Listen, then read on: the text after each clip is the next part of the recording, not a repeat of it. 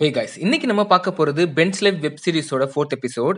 எனக்கு ரொம்பவே பிடிச்ச ஒரு எபிசோட் கண்டிப்பா நான் சொல்லுவேன். பிகாஸ் ஃபன்னா போயிட்டு இருக்க எல்லா எபிசோட்லயும் பாத்தீங்கன்னா இந்த எபிசோட் தான் ரொம்பவே எமோஷனலா இருக்கும். சோ வாங்க ஸ்ட்ரைட்டா நம்ம இந்த எபிசோட்குள்ள போலாம். எபிசோடோட ஸ்டார்டிங்ல ஆபீஸ் தான் காட்டுவாங்க. அங்க பாத்தீங்கன்னா இருக்கிற பெரிய புள்ளிகள் எல்லாமே பெஞ்ச்ல இருக்கிற எல்லாரையும் எப்படியாச்சும் வேலையை விட்டு தூக்கணும்னு சொல்லிட்டு ஒரு முடிவுக்கு வந்திருப்பாங்க. அதன்படி டாப் ஆஃப் த லிஸ்ட்ல பேர்ல இருக்கிறது யாரும் பாத்தீங்கன்னா பாலு, ரவி அண்ட் மீனாட்சி தான். தென் மேனேஜர் பிரகாஷ் பார்க்கணும்னு சொல்லிட்டு இப்போ நியூட்டியலா இருக்கிற பிரசாத் சார் போவாரு. ஆனா உள்ள போய் பார்த்தா அவங்க பொண்ணுதான் இருப்பாங்க. இவரும் பேசலாமா வேணாமா சொல்லிட்டு ரொம்பவே யோசிப்பாரு. கடைசியில என்ன மன்னிச்சிருமான்னு சொல்லிட்டு இவரும் வாய் விட்டு கேட்பாரு. பட் அவங்க பாத்தீங்கன்னா என்கிட்ட எதுவும் பேசாதீங்கன்னு சொல்லிட்டு ஒரு மாதிரி ரெஸ்பான்ஸ் பண்ணுவாங்க. நான் பண்ணது எல்லாமே தப்பு தான், உன்னோட வாழ்க்கையில நான் குறுக்கிட்டு இருக்க கூடாதுதான், பட் எல்லாத்தையும் மறந்துட்டு இப்ப நான் ஒரு நியூ மனுஷனா தான் இருக்கேன், ப்ளீஸ் என்ன புரிஞ்சுக்கோ அப்படின்ற மாதிரி சொல்லுவாங்க. பட் அவங்க பாத்தீங்கன்னா கண்டுக்காம அங்க இருந்து ரிலீவ் ஆயிடுறதுக்கு முன்னாடி ஈஷா என்ன சொல்லுவாங்கன்னா, நீங்க ஒண்ணும் மாறல, ஜஸ்ட் நடிக்கிறீங்க, எப்படியாச்சும் என் கூட சேரணும்னு சொல்லிட்டு நினைக்கிறீங்க, இனிமேல் உங்களை என்னால நம்ப முடியாது அப்படி சொல்லிட்டு மனசை உடைச்சிட்டு போயிடுவாங்க. கோவாக்கு ட்ரிப் போற இருந்த நம்ம ரவியை பாத்தீங்கன்னா அவங்க ஒய்ஃப் வலுக்கட்டாயமா புடிச்சு இழுத்துட்டு வந்திருப்பாங்க. கார்லயே செம சண்டை போடுவாங்க. பட் ரவி என்ன சொல்றாங்கன்னா, எதா இருந்தாலும் வீட்டுல போய் பேசிக்கலாம் அப்படின்னு. அந்த நேரத்துல தான் கார் டிரைவர் வேற உங்க ஒய்ஃப் ரொம்ப கோவமா போறாங்க, கொஞ்சம் பார்த்து பேசுங்க சார், இல்லைன்னா குடும்பமே ரெண்டாயிடும் அப்படிலாம் அட்வைஸ் பண்ணுவாரு. இவர் எப்படி பாத்தீங்கன்னா எப்படியாச்சும் ஒய்ஃப் கிட்ட இருந்து தப்பிக்கணும்னு சொல்லிட்டு அவங்க அம்மாவை கூப்பிடுவாரு. அவங்க அம்மா கிட்ட பசிக்குது அப்படி இப்படின்னு சொல்லிட்டு பேசி பாத்தீங்கன்னா அவங்க ஒய்ஃப் தனியா போயிடுவாங்க. அவங்க ஒய்ஃப் தனியா போன கேப்ல பாத்தீங்கன்னா இவர் அங்க இருந்து எஸ்கேப் ஆயிடுவாரு. ரவியோட ஒய்ஃப் காயத்ரி இவங்க கிட்ட நிறைய விஷயம் கேட்கணும்னு சொல்லிட்டு நினைப்பாங்க. பட் ஆனா இவரு ரெஸ்பான்ஸ் பண்ணாம அங்க இருந்து எஸ்கேப் ஆயிடுவாரு. இவரு ஸ்ட்ரைட்டா போயிட்டு அவருக்கு தெரிஞ்ச ஒரு அங்கிள் கிட்ட தான் பேசிட்டு இருப்பாரு. என்ன பண்றதுன்னு தெரியல, நான் மாட்டிக்கிட்டேன் அப்படி சொல்லுவாரு. இந்த மாதிரி நேரத்துல பொண்டாட்டி கிட்ட சரண்டர் ஆகுதான் கரெக்ட்ன்ற மாதிரி அவரும் அட்வைஸ் பண்ணுவாரு. பட் ஆனா நம்ம ரவி இல்ல சார், நான் எப்படியாச்சும் அவளை கன்வின்ஸ் பண்ணிடுறேன்னு சொல்லிட்டு அங்க இருந்து கிளம்பிடுவாரு. தென் அதுக்கப்புறம் ஆபீஸ்ல பாலு பாத்தீங்கன்னா அவரோட கொலிகை கூட்டிக்கிட்டு இந்த மாதிரி பிரசாத் சார் கிட்ட பேசலாம்னு சொல்லிட்டு போவாரு. எப்படியாச்சும் மிரட்டி அவர் மறுபடியும் இந்த பொசிஷனுக்கு வர வச்சுட்டு இவன் டிஎல் ஆகணும்னு சொல்லிட்டு நினைப்பான்.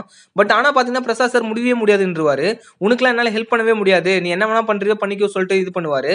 உன்னால ஒரு பொண்ணோட வாழ்க்கை பாதிக்கப்படக்கூடாது, எல்லாத்துக்குமே நான் தான் பொறுப்பு அப்படின்ற மாதிரி பிரசாத் சார் ஒரு மாதிரி பேசுவாரு. பாலு லைட்டா பிரசாத் சார் மிரட்டுற மாதிரி பேசுவாரு. பட் பிரசாத் சார் பாத்தீங்கன்னா பாக்கெட் உள்ள கை விட்டுனே ஏதோ கன்னு தான் எடுக்க போறான்னு சொல்லிட்டு ரெண்டு பேருமே பயந்துருவாங்க. இனிமேல் இது சம்பந்தமா நீங்க என்கிட்ட பேசினா உண்மையாவே கன் எடுத்து ஷூட் பண்ணிடுவேன் சொல்லிட்டு பிரசாத் சார் அங்க மிரட்டிட்டு போயிடுவாரு. மீனாட்சியோட அம்மாவும் அந்த ஃபேன்சி கிட்ட பேசிட்டு இருப்பாங்க. அந்த நேரத்துல பாத்தீங்கன்னா இவரு ஜாடமாடியா பேசுன்னு சொல்லிட்டு என் ஃப்ரெண்ட் ஒருத்தன் ரொம்ப நாளா டேரக்டர் ட்ரை பண்ணா, பட் அவன் நினைச்சதை அச்சீவ் பண்ணாம அவன் லைஃபே ஸ்பாயில் ஆயிடுச்சு அப்படின்ற மாதிரி சொல்லுவாரு. இதெல்லாம் கேட்டு பாத்தீங்கன்னா நம்ம மீனாட்சி கொஞ்சம் டென்ஷன் ஆயிடும். ப்ளீஸ் எங்க அம்மா கிட்ட எதையும் சொல்லிடாத அப்படின்ற மாதிரி சொல்லுவாங்க. அதெல்லாம் நீ நடந்துக்கிற பொறுத்து தான் இருக்கு அப்படின்ற மாதிரி அவரும் சொல்லுவாரு. தென் இது எல்லாத்தையும் பிரசாத் சார் கிட்ட பாத்தீங்கன்னா நம்ம மீனாட்சி ஷேர் பண்ணிட்டு இருப்பாங்க. நீ எடுத்த ஷார்ட் பிலிம் ஃபர்ஸ்ட் சப்மிட் பண்ணி எல்லாமே நல்லதா நடக்கும் சொல்லிட்டு அவரும் அங்க என்கரேஜ் பண்ணுவாரு. மீனாட்சி கிட்ட ஈஷா இந்த மாதிரி ஆபீஸை பத்தி ஒரு டாக்குமெண்ட்ரி ரெடி பண்ண சொல்லிருப்பாங்க. சோ அதையும் மீனாட்சி பக்காவா ரெடி பண்ணிட்டு பென்ட்ரைவ் சப்மிட் பண்ணிருப்பாங்க. இதெல்லாம் ஒரு பக்கம் நடந்துட்டே இருக்க நம்ம பாலு எப்படியாச்சும் ஈஷா கிட்ட லவ் ப்ரொபோஸ் பண்ணணும்னு சொல்லிட்டு ஆபீஸ்லயே சுத்திட்டு இருப்பாரு. அண்ட் அதே நேரத்துல ரவி கிட்ட நிறைய கேள்வி கேட்கணும்னு சொல்லிட்டு அவங்க ஒய்ஃப் காயத்ரியும் பாத்தீங்கன்னா ரொம்பவே திங்க் பண்ணிட்டே இருப்பாங்க. அண்ட் லிப்ட்ல வச்சு HR பாத்தீங்கன்னா ஈஷாவை இன்வைட் பண்ண மாதிரி நம்ம பாலுவையும் ரவியும் அவங்களோட மேரேஜுக்கு இன்வைட் பண்ணிருப்பாங்க. மீனாட்சி தன்னோட கரியரை பத்தி கவலைப்பட்டு இருப்பாங்க. ஒரு பக்கம் காயத்ரி தன்னோட ஹஸ்பண்ட் கிட்ட சரியா பேச முடியாம கவலைப்பட்டு இருப்பாங்க. அண்ட் மீனாட்சிக்கு பாத்தீங்கன்னா கிட்டத்தட்ட மேரேஜ் ஃபிக்ஸ் பண்ற டேட் கிட்ட வர மாதிரி இருக்கும். சேம் டைம் மீனாட்சிக்கு தெரிஞ்ச ப்ரொடியூசரோட அசிஸ்டன்ட் கால் பண்ணுவாரு. இந்த மாதிரி ப்ரொடியூசர் உங்க கதைக்கு ஓகே சொல்லிட்டாரு, உன்னை ஸ்ட்ரைட்டா வந்து மீட் பண்ண சொல்றாரு அப்படின்ற மாதிரி சொல்லுவாரு. ரவி பாத்தீங்கன்னா தன்னோட ஆபீஸ்ல வேலை செய்யற HR மேரேஜ் கிளம்பிட்டு இருப்பாரு. அந்த நேரத்துல அவங்க ஒய்ஃப் என்னையும் கூட்டிட்டு போக சொல்லிட்டு அவங்க மாமியார் கிட்ட சொல்லுவாங்க. ரவியோட அம்மா என்ன சொல்லுவாங்கன்னா, மேரேஜ் தானே போற, இவளையும் கூட்டு போடானுவாங்க. அதுக்கு அவர் என்ன சொல்லுவாருன்னா, அது ஆபீஸ் பஸ், ஃபேமிலி அலவுட் இல்ல அப்படின்ற மாதிரி சொல்லுவாரு. உடனே காயத்ரி பாத்தீங்கன்னா அவங்க வேணா ஆபீஸ் பஸ்ல போட்டு நம்ம கேப் பிடிச்சு போலாம் அப்படின்ற மாதிரி சொல்லுவாங்க. கடைசியில வேற வழி இல்லாம பாத்தீங்கன்னா இவர் அவர் ஒய்ஃபை கூட்டு வந்துருவாரு. மீனாட்சி இன்னைக்கு மேரேஜுக்கு வரல, அவங்க ஸ்ட்ரைட்டா ப்ரொடியூசர் கிட்ட போய் கதை சொல்றதுக்காக போறாங்க. சோ லாஸ்டா பிரசாத் சார் கிட்ட ஒரு சஜஷன் கேட்டு அங்க இருந்து கிளம்புவாங்க. பஸ்ல ஈஷா தனியா தான் உட்கார்ந்துட்டு இருப்பாங்க. அவங்க பக்கத்துல போயிட்டு பாலு உட்காரலாம் சொல்லிட்டு நினைக்கிறப்ப நம்ம பிரசாத் சார் பாத்தீங்கன்னா பாலு இழுத்து அவரோட சீட்ல உட்கார வச்சிருவாரு. சரி ஓகே, முன்னாடி சீட்ல இருந்து ரசிச்சுட்டே போலாம் சொல்லிட்டு பார்த்தா ஈஷா பக்கத்துல வேற ஒருத்தன் வேற வந்து உட்காந்துருவான். இதை பார்த்துட்டு பாத்தீங்கன்னா பாலுவும் காண்டாயிடுவாரு. சார் ஏன் சார் இப்படி பண்றீங்க, எங்களுக்கு ஒன்னாவே சேர விட மாட்டீங்களா அப்படி சொல்லி கேட்பாரு. பிரசாத் சார் பாத்தீங்கன்னா நக்கலா சிரிச்சிட்டு ஜாலியா விட்டுருவாரு. அந்த பக்கம் பாத்தீங்கன்னா ஈஷா ஜாலியா அவங்க கிட்ட சிரிச்சு பேசிட்டு இருப்பாங்க. இதை பாக்குற பாலுக்கு லைட்டா கொஞ்சம் காண்டாவே இருக்கு. ரவியோட ஒய்ஃபும் கோவாக்கு நீங்க என்கிட்ட போய் சொல்லி போனீங்க சொல்லிட்டு இங்க வந்து கேள்வி கேட்பாங்க. அதுக்கு பாத்தீங்கன்னா ரவி இதெல்லாம் வீட்டுல பேச வேண்டியது இங்கேயா பேசணும், அமைதியா இரு, நம்ம மேரேஜ் முடிச்சு வீட்டுல போய் பேசலாம் அப்படின்ற மாதிரி சொல்லுவாங்க. இதே நேரத்துல பாலுக்கு பாத்தீங்கன்னா ஒரு அன்னோன் நம்பர்ல இருந்து இந்த மாதிரி ஈஷாவோட அப்பா பிரசாத் சார் தான் சொல்லிட்டு ஒரு மெசேஜ் வந்துரும். இதை பார்த்துட்டு பாலுக்கு என்ன பண்றதுன்னு தெரியாது, ஒரு மாதிரி அதிர்ச்சி ஆயிடுவாரு. சரி இதுக்கப்புறமாச்சும் பிரசாத் சாருக்கு ஒரு ஐஸ் வச்சுட்டு எப்படியாச்சும் மூவ் ஆன் ஆகலாம் சொல்லிட்டு பார்த்தா பிரசாத் சார் கண்டிக்கவே மாட்டாரு. நீ என்னதான் எனக்கு ஐஸ் வச்சாலும் என் கண்ணு முன்னாடி நீ பொறுக்கிதான் அப்படின்ற மாதிரி பேசிடுவாரு. எல்லாரும் லவ் பண்ற பொண்ணு கிட்ட தான் ஃபர்ஸ்ட் லவ் சொல்லுவாங்க. ஆனா அவங்க அப்பா கிட்ட ஃபர்ஸ்ட் லவ் சொன்னது நம்ம பாலு சார் தான் சொல்லிட்டு அவரே தனக்குள்ள பேசிப்பாரு. பாலு பாத்தீங்கன்னா ஈஷா தான் பிரசாத் சாரோட பொண்ணுன்றத பாத்தீங்கன்னா ரவி கிட்ட சொல்லுவாரு. ரவி இதை கேட்டுட்டு எதுவுமே தெரியாத போது அப்படியா என்னன்னா இப்படி ஆயிடுச்சு, நீ எப்படி அந்த பொண்ணு உசார் பண்ணுவா அப்படின்ற மாதிரி ரொம்பவே கலாய்ப்பான். இந்த கேப்ல ரவியோட ஒய்ஃப் பாத்தீங்கன்னா தனியா ஸ்பிளிட் ஆயிடுவாங்க. அவங்க யார்கிட்டயாச்சும் ஏதாச்சும் போய் கேட்ட போறாங்க சொல்லிட்டு ரவி அப்படி இப்படி கண்டுபிடிச்சு பாத்தீங்கன்னா அவங்க ஒய்ஃபை கூட்டு வந்துருவாரு. அது மட்டும் இல்லாம என்ன கேட்காம நீங்க யார்கிட்டயும் பேசாத, இது ஒரு மோசமான ஆபீஸ், எல்லாருமே ஒரு மாதிரி, சோ என் குடியேறு அப்படின்ற மாதிரி அங்க சொல்லுவாரு. அண்ட் இவ்வளவு நேரம் ரிவீல் பண்ணாத மாப்பிளையோட ஃபேஸை இப்பதான் ரிவீல் பண்றாங்க. அது வேற யாரும் இல்ல, நம்ம ஃபர்ஸ்ட் எபிசோட்ல பார்த்தா அதே பெஞ்சில இருக்கிற ஒரு எம்ப்ளாய் தான். பிரசாத் சார் அவரோட ஃப்ரெண்ட் ஒருத்தர் பாத்தீங்கன்னா இந்த மேரேஜுக்கு வர வச்சிருப்பாரு. எப்படியாச்சும் அவர் வச்சு ஈஷாவை கன்வின்ஸ் பண்ணிட்டு சொல்லி நினைப்பாரு. அவரும் பாத்தீங்கன்னா சரி நான் ட்ரை பண்ணி பாக்குறேன்டா அப்படின்ற மாதிரி சொல்லுவாரு. ஈஷாவும் ப்ரொடியூசர் கிட்ட கதை சொல்றதுக்காக அவங்க ஆபீஸ்க்கு போயிருப்பாங்க. அங்க வர ப்ரொடியூசரோட அசிஸ்டன்ட் எல்லாமே எல்லாமே ஓகேமா, நீ வந்து கரெக்டா கதை மட்டும் சொல்லிட்டு இம்ப்ரெஸ் பண்ணிட்டேன்னா உன் லைஃபே சேஞ்ச் ஆயிடும் அப்படின்ற மாதிரி சொல்லுவாரு. பாலுக்கு வேற வழி இல்ல, எப்படியாச்சும் இன்னைக்கு இந்த கோயில வச்சு நம்ம ஈஷா கிட்ட ப்ரொபோஸ் பண்ணிடணும்னு சொல்லிட்டு அவங்க பின்னாடியே சுத்திட்டு இருப்பாரு. உங்ககிட்ட ஒன்னு ரொம்ப நாளா சொல்லணும்னு நினைச்சிட்டு இருக்கேன், பட் அதுக்கேத்த டைமே வரல, இப்பதான் அதுக்கேத்த டைம் வந்திருக்கு, நான் சொல்ல போறேன் அப்படின்னு சொல்லிட்டு அவர் பேசிட்டு இருப்பாரு.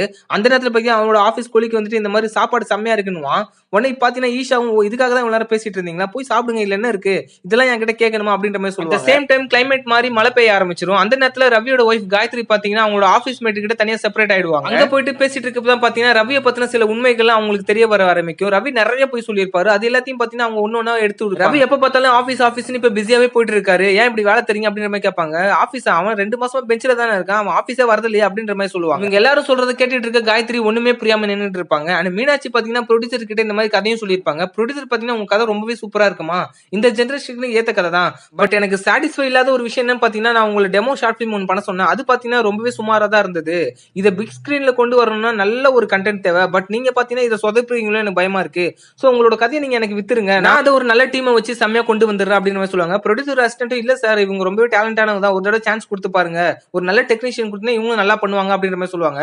பட் இல்ல முடியாது அப்படின்ற மாதிரி அவரு சொல்லிடுவாரு.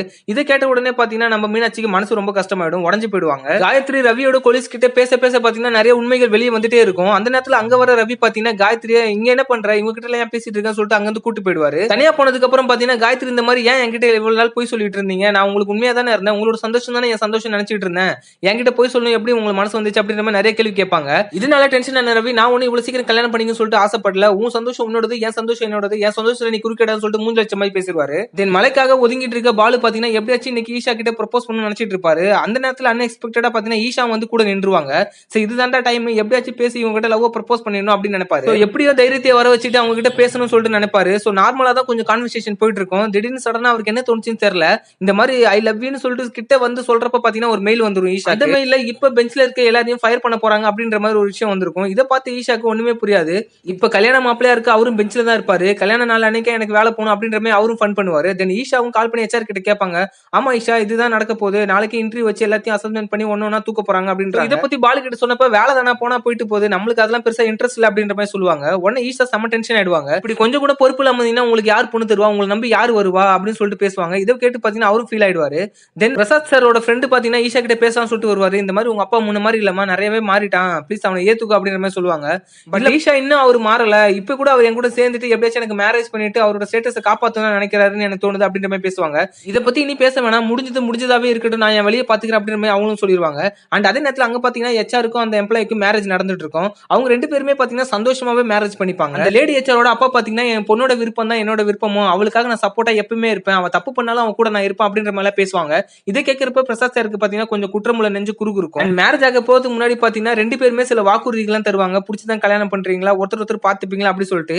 இதெல்லாம் கேட்கிறப்ப அங்க இருக்கிற காயத்ரிக்கு பாத்தீங்கன்னா இன்னும் மனம் உளைச்சல், உடனே அங்க இருந்து ஏஞ்சி போயிடுவாங்க. இதை பார்த்துட்டு பாத்தீங்கன்னா ரவியும் பின்னாடியே போவாரு. காயத்ரி என்ன சொல்லுவாங்கன்னா, இனிமேல் அவங்க லைஃப்ல இல்ல, நீங்க உங்களுக்கு பிடிச்சதே பண்ணுங்க, இவ்வளவு நாள் அவங்களோட டார்ச்சர் பண்ணிருக்கேன்னு சொல்லிட்டு நினைக்கிறப்ப எனக்கே கேவலமா இருக்கு, பாய் அப்படி சொல்லிட்டு அங்க கிளம்பிடுவாங்க. மீனாட்சி அவங்க ஃபீல்டுல growth ஆவறத நினைச்சு ரொம்ப ஃபீல் பண்ணுவாங்க. அந்த நேரத்துல கால் பண்ற அவங்க அம்மா மேரேஜ் டேட் ஃபிக்ஸ் பண்ணிடுவா சொல்லிட்டு கேட்பாங்க. அவங்களும் ஓகே சொல்றாங்க. ஒரு பக்கம் மேரேஜ் சந்தோஷமா நடந்துட்டு இருக்கு, இன்னொரு பக்கம் பாத்தீங்கன்னா பாலு ஈஷா சொன்னதை நினைச்சிட்டு இருப்பாரு. அண்ட் அதே நேரத்துல பிரசாத் சாரும் அவங்க பொண்ணு கிடைக்காததை பத்தி ரொம்பவே ஃபீல் பண்ணிட்டு இருப்பாரு. கூட இல்லாததுதான் அவளுக்கு சந்தோஷம், அந்த சந்தோஷத்தை தர தயாரா இருக்கு அப்படி சொல்லிட்டு பிரசாத் சாரும் மனசு உடைஞ்சு பேசுவாரு. ஒரு பக்கம் பாலுவும் தன்னோட 9 வருஷம் காதலுக்கு போட்ட எஃபர்ட் கரியருக்கு போடாம விட்டுமே சொல்லிட்டு ரொம்ப ஃபீல் பண்ணுவாரு. சோ இதோட இந்த எபிசோட் இங்க முடியுது. நெக்ஸ்ட் எபிசோட் தான் இது எல்லாத்துக்குமான ஒரு முடிவா இருக்க போகுது. சோ வெயிட் பண்ணிட்டே இருங்க. Stay tune.